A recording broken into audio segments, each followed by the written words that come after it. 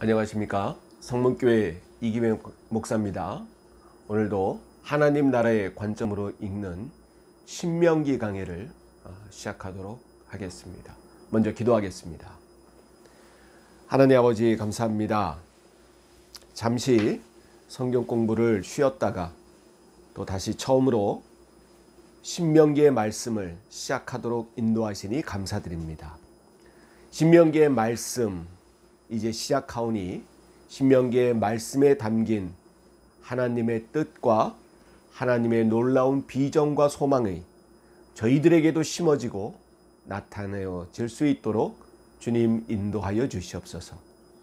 그러기 위해 성령의 조명을 비춰주셔서 저희가 사람으로서는 깨달을 수 없는 데 이르기까지 주님이 영으로 깨닫게 하여 주셔서 우리가 올바로 알고 올바로 뜻을 펼쳐나갈 수 있도록 주님 역사하여 주시옵소서. 저희들을 오늘도 지키시고 저희들의 앞길을 인도하여 주시며 주님의 놀라운 은혜와 축복으로 더하여 주실 줄로 또한 믿으며 예수님 이름으로 기도하옵나이다. 아멘. 우리가 2주간 겨울방학 아닌 겨울방학을 우리가 했습니다. 우리가 이제 민수기까지 마쳤습니다. 제가 이 부분을 하는 목적은 모세오경, 모세가 쓴 앞에 오경, 그러니까 율법서죠. 창세기, 출애굽기, 레위기, 민수기, 그리고 오늘부터 시작될 신명기까지. 저는 성경에서 이 복음서와 더불어, 복음서는 예수님의 그 사역을 정리해 놓은 복음서와 더불어 가장 성경에서 중요한 부분이 바로 성경의 앞에 있는 5개의 책, 이 모세오경이 제일 중요합니다. 우리가 이 모세오경만 제대로 알면요, 성경의 전체의 맥을 우리가 짚을 수가 있습니다. 이후에 나오는 역사서나 예언서, 지혜서 같은 경우에도 바로 이 모세오경으로부터 모든 것들이 다 엮여져서 이어져 나오는 것들이기 때문에 우리가 이 모세오경을 우리가 잘 알 필요가 있습니다. 이제 드디어 신명기만 우리가 남겨놓고 있습니다. 자, 오늘 신명기를 나갈 텐데요. 먼저 신명기 우리가 성경을 좀 펴놓고 공책도 우리가 함께 펴놓으면서 우리가 제대로 좀 공부를 좀 하도록 하겠습니다. 자, 우리가 이제 뭐든지 처음 나갈 때, 민수기도 마찬가지였고 처음 나갈 때 그 제목을 우리가 처음 공부를 했습니다. 여러분, 이 책의 제목을 공부하는 게 굉장히 중요합니다.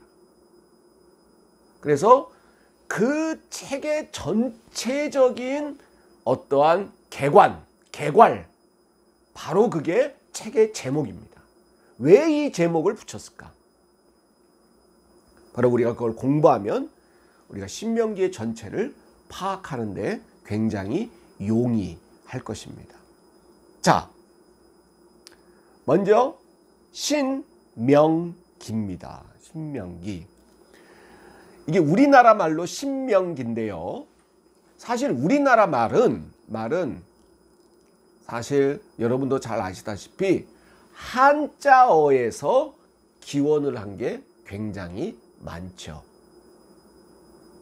그래서 그 한자에 우리 한글의 음을 붙여서 책 제목이 되는 경우가 많습니다. 왜 그러느냐? 여러분, 옛날 성경은 한자로 번역이 됐어요. 한자로 번역이 된 걸 한글로 또 나중에 번역이 된 거라 먼저 한자음들이 굉장히 많습니다. 그래서 이 신명기는 뭐냐면 이 신자는 이게 이 책 제목만큼 오해가 많은 책 제목이 없어요. 많은 분들한테 신명기의 신이 뭐냐라고 물으면 대부분들이 여러분 교회 다니는 사람들은 뭐라 그러냐면 하나님 신자, 신의 하늘의 신자를 말하는 경우가 많습니다. 여러분 아니고요. 그 다음에 많이 대답한 게 여러분 새로울 신입니다. 새로울 신자 아니냐, 새로운 명령, 율법이 아니냐. 근데 그것도 아닙니다. 여기에 신은 여러분 거듭할 신입니다. 거듭한다, 반복한다의 바로 그러한 신자입니다. 그리고 명은 명할 명자고 기는 기록할 기자죠. 즉 합쳐서 풀이하면 거듭 명령, 하나님이 거듭 명령해 놓은 거를 기록한 책이다. 왜 거듭일까? 왜 거듭일까? 여러분 하나님의 율법은 광야에서 이미 한번 선포했죠. 언제? 시내산에서. 그것을 기록한 책이 여러분 출애굽기에 나오는 시내산에서의 십계명 받는 거였고, 그거를 좀 더 풀이해서 자세하게 해놓은 게 레위기였어요. 그죠? 그러니까 이미 하나님의 율법은 출애굽기와 레위기에서 이미 말씀해 놓으셨습니다. 그런데 그거를 모세가 다시 거듭해서 이제 가나안에 들어갈 사람들에게 말씀을 또 한 번, 다시 한번 거듭해서 해놨다. 그래서 거듭 신자입니다. 그래서 신명기. 그럼 목사님 왜 거듭했나요? 전에 들었는데 왜 또 반복해서 얘기했나요? 여러분 듣는 청중이 달라요. 왜 그러느냐? 여러분 1세대들은 다 어떻게 됐죠? 광야에서 죽었습니다. 여호수아와 갈렙을 제외한 출애굽 1세대들은 광야에서 죽음을 맞이하죠. 그래서 그들은 들었지만 가나안에 들어가지 못했어요. 그럼 누가 들어갑니까? 2세대들입니다. 2세대들 중에 좀 나이가 있는 사람은 들었겠죠. 어렸을 때. 그러나 이 2세대 중에서는 1세대가 들었을 때 아직 태어나지 않은 사람도 있어요. 젊은 사람들. 그 사람들에게 더 확실하게 하나님의 율법의 말씀을 전하기 위해서 거듭해서 하나님의 말씀을 전한 거고요. 두 번째 이유는, 이게 첫 번째 이유고, 두 번째 이유는 뭐냐? 다짐시켜 놓기 위해서예요. 다짐시키기 위해서. 여러분 반복하고 또 얘기한다는 것은 뭐예요? 중요한 거니까 다짐해라. 기억해라. 가나안 들어가서 잊어먹지 말아라. 왜? 그 험한 이제 광야 생활을 마치고 가나안에 들어가면 긴장이 어떻게 될까요? 풀리겠죠. 그래서 에이 모르겠어. 율법 이런 거 몰라. 맘대로 살 거야. 이럴 수 있어요. 그러니까 다짐시키기 위해서 거듭했던 얘기를 또 한 번 거듭해서 말한 거고요. 세 번째 이유는 이 가나안이라는 곳, 이제 들어가서 살아야 될 이 가나안은 여러분 우상들이 우글우글 되는 거예요. 잡신들이 우글우글 돼요. 그래서 우상 숭배의 유혹에 빠지지 말아라. 바로 그걸 강조하기 위해서 거듭해서 모세가 이제 가나안에 들어갈 2세대들, 광야 2세대들에게 바로 이 말씀을 전하게 된 겁니다. 그래서 여러분 영어에서는 듀터러미라고 영어의 신명기를 듀터러미라고 그렇게 말해두었습니다. 이게 두 가지가 합쳐진 단어인데요. 듀트는 뭐냐? 바로 제2의 뭐 그런 뜻입니다. 그리고 러미는 뭐냐면 법이란 뜻입니다. 듀터러미. 이게 바로 신명기의 영어 이름인데요. 제2의 율법, 뭐 그런 뜻이죠. 사실 우리나라 신명기의 이 단어랑 이 듀터럼이라는 이 영어 단어는 이게 잘 매치가 되진 않아요. 사실은 오히려 우리나라 말 신명기, 거듭한 명령이라는 말이 오히려 맞습니다. 원어에, 원뜻에.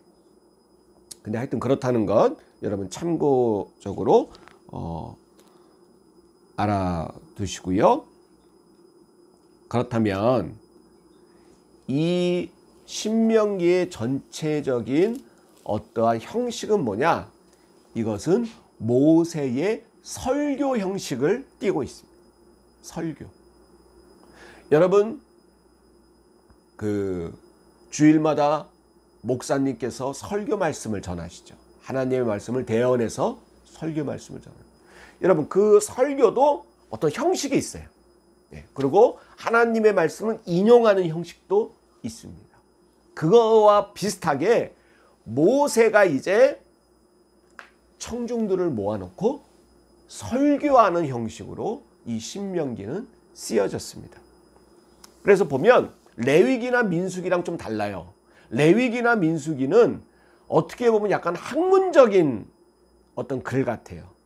어떤 신학적인 글 같은데 여기 신명기는 여러분 굉장히 감정적인 언어들, 왜냐하면 설교니까 그런 것들도 함께 있는 것을 보게 됩니다. 그래서 여러분 이 신명기를 모세의 고별 설교다 그렇게 말합니다. 왜냐하면 여러분 신명기 마지막 보면 모세가 죽습니다. 그러니까 진짜 고별이죠. 네. 여러분 참고로 여러분 아시죠? 모세는 가나안에 들어가지 못하죠. 예. 못합니다. 맞아. 그러한 마음으로 나는 못 들어가지만 너희들이 가나안에 들어가서 어떻게 살아야 되는가를 전하는 그러한 모세의 어떻게 보면 눈물 어린 그러한 말씀이기도 하죠. 인간적으로 보면. 그래서 이 내용을 보면 첫 번째 먼저 회상이 있습니다. 광야 생활을 회상하는, 출애굽해서 광야 생활을 회상하는 그러한 것이 있죠. 왜냐하면 이제까지 걸어왔던 길을 정리할 필요가 있죠. 너희 조상들과 너희들이 이렇게 광야를 지내왔다. 그리고 거기에서 주신 하나님의 법들에 대해서 다시 정리할 필요가 있죠. 그래서 하나님의 율법에 대한 정리, 과거의 회상, 그다음에 두 번째 하나님의 율법에 대한 정리가 있습니다. 그래서 여러분 이 율법 부분은 거의 반복이에요. 반복. 그래서 여러분 이 신명기는 좀 진도가 빠를 거예요. 왜? 거듭한 명령이라 그랬잖아. 이미 했잖아 우리가. 그죠? 출애굽이나 레위기 또 민수기 일부분에서 이미 다뤘던 내용들이 다시 나오는 거예요. 물론 100% 동일하지는 않습니다. 그것은 여러분 첨가해서 전하면 될 것 같기 때문에 진도가 좀 빠를 거예요. 다른 책보다는. 왜 그러냐면 앞에서 모세가 말했던 율법 부분들에 대해서 다시금 내용을 정리하는 부분들이 있기 때문에 그렇습니다. 그리고 세 번째로 다짐에 대한 내용이 있습니다. 다짐. 제가 아까 그랬죠. 왜 거듭해서 명령했느냐? 다짐을 하기 위해서. 그렇게 했다 그랬어요. 무슨 다짐이죠? 우리가 들어가서 가나안에 들어가서 하나님 뜻대로 살 것을 다짐하는 거죠. 그래서 다짐을 시키는 그러한 내용들이 있습니다. 그래서 이 오경의 마지막 네 번째 이 오경의 결론을 맺는 그러한 부분이 바로 이 신명기입니다. 그리고 여러분 참고적으로요. 신약에 와서 구약에 대한 이 말씀이 제일 많이 인용되어지는 게 바로 신명기입니다. 그래서 이스라엘 사람들도요, 이 신명기를 굉장히 중요하게 여깁니다. 모세오경이 전체적으로 중요한데 그 중에 제일 중요하게 생각하는 게 바로 신명기입니다. 그리고 신명기는 지금까지도 이스라엘 사람들이 매일매일 읽고 또 읽는 것, 바로 그것이 신명기죠. 왜 그럴까요? 여러분, 결론적으로 말하면 이스라엘 사람들이 하나님의 뜻대로 살아가는데 실패했어요. 그죠? 가나안에 들어가서도 처음에는 잘 믿었는데 시간이 점점 흐르면서 실패했죠.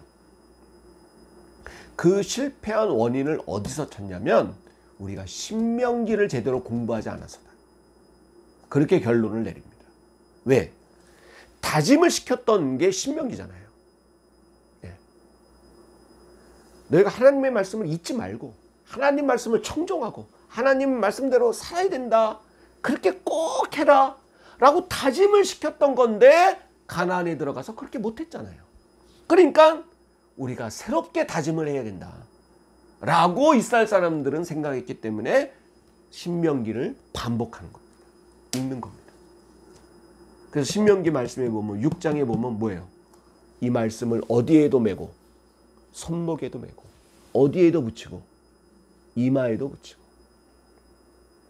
여러분, 걔네는 진짜 이마에다가 이 신명기의 이 주요한 하나님의 주요한 계명을 적어가지고 이렇게 작은 요만한 책자로 만들어서 끈을 묶어서 여기에 묶습니다. 왜? 여기 말씀해 보니까 이마에 붙이라고 되어 있거든. 근데 뭐 본드로 붙일 수는 없잖아. 그러니까 그 책을 딱 만들어서 뚫어가지고 이렇게 맵니다. 그거를 여러분 요즘 땡네요. 요즘에 이 새해가 시작될 때 선물로 주는 게 이 사람들의 이스라엘 사람들의 풍습이에요. 그래서 그 보면 여러분 어떻게 보면 되게 이뻐요. 예, 이쁩니다. 꼭 그 우리나라 그 여자아이들 그 한복 입을 때 그 이렇게 머리에 뭐 이렇게 하는 거 있잖아요. 예, 꼭 그런 것 같아요. 이쁘게 만들어서 선물하는 거예요. 하고 이마에 붙여라, 매는 거죠. 손목에도 이렇게 팔찌처럼 그 책자를 구멍을 뚫어서 팔찌처럼 또 합니다. 그리고 문설주에도 뭐라는 거예요? 붙여놓으라는 거예요. 말씀을 적어놓으라는 거예요. 그만큼 신명기를 중요하게 여기는 거죠. 여러분, 퀴즈. 예수님도 신명기를 굉장히 많이 인용하셨어요. 어떨 때 인용하셨을까요?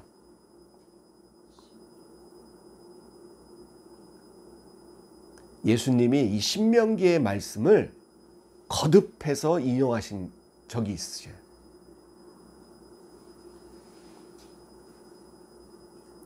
지금 맞힌 분도 계시고 언제지라고 하죠. 여러분, 예수님 광야에서 시험당하실 때, 네. 사탄 마귀한테 시험당하시잖아요.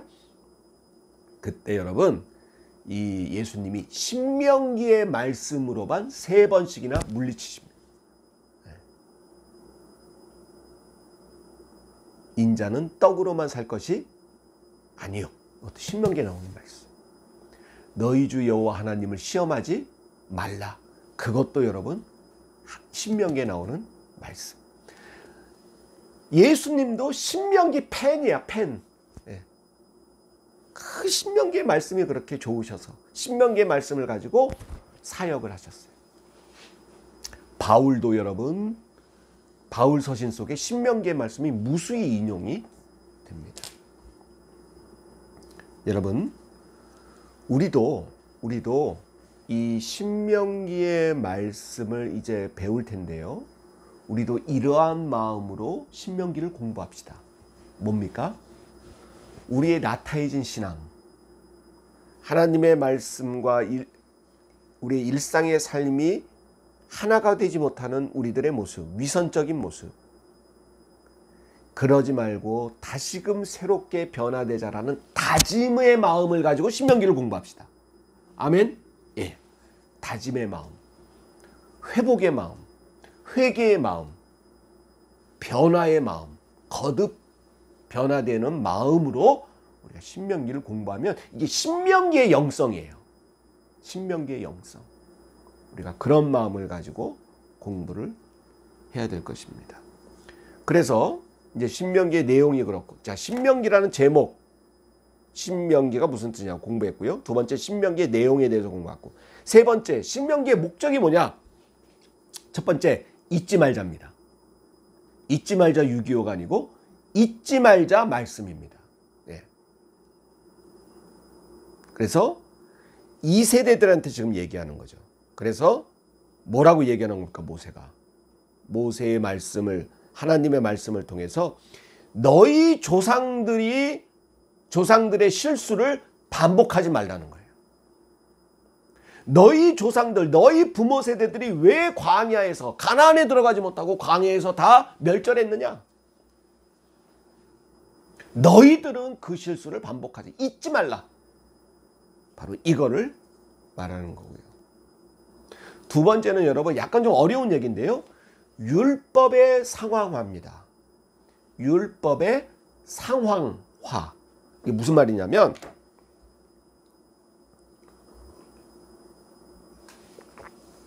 하나님의 말씀은 변하지 않아요. 아멘. 예. 하나님의 말씀은 변하지 않는데 우리들의 삶의 양식이 변해. 삶의 양식이. 여러분 이거 잘 들으세요. 하나님의 말씀은 변하지 않는데 우리들의 생활 양식이 변한다고요.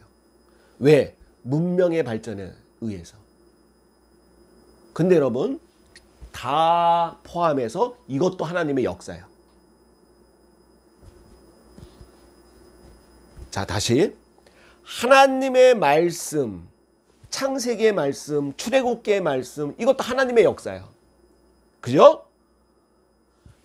이 성경책은 여러분 제가 수정할 수 있어, 없어? 없죠? 예. 하나님의 말씀은 한 글자도 수정이 안 돼. 하나님의 말씀은 있는 거야. 그런데 나의 삶에, 인간의 삶이 100년 전의 삶하고 오늘날 삶하고 달라요, 같아요? 다르죠. 100년 전에 여러분 스마트폰 있었어? 없었죠. 100년 전에 인터넷 할 수 있어? 없어. 여러분 100년이 뭡니까? 20, 30년 전만 해도 완전 다른 삶이야. 그죠? 네. 그런데 이 변화의 삶도 하나님의 역사라고. 이걸 안 가르쳐. 이 한국교회 지금 문제가 뭐냐? 요거만 하나님 말씀이라고 가르쳐요. 이것만. 그러면 여러분 밥도 성경에 나오는 밥만 먹어야지. 성경에 김치 있어? 성경에 김치찌개 있어? 된장찌개 있어? 그러면 성도분들 왜 김치찌개, 된장찌개 왜 먹어? 성경에 없잖아. 에이, 목사님, 그거 우리 전통적으로 내려오는 음식 그러면. 그래, 제 말이 그거예요. 제 말이 그거라니까?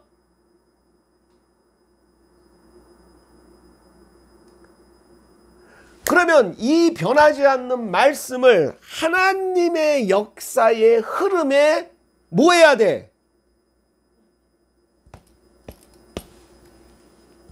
적용시켜야 되잖아.